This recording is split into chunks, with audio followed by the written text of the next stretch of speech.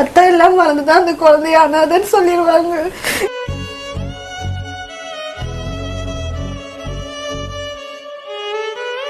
என்னோட குழந்தைக்கு கண்டிப்பா இவர் வேணும்.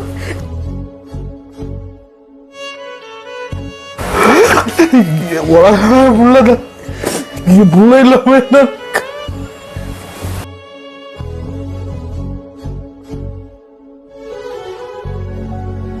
என் பிள்ளைல பிரிஞ்சிருவோட எனக்கு பயம்.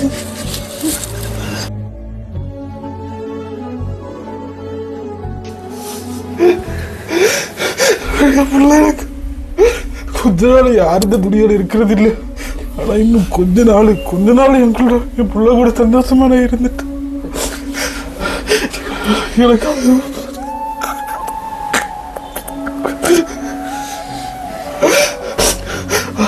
அதை மட்டும் தான். அஸ்ஸலாமு அலைக்கும்.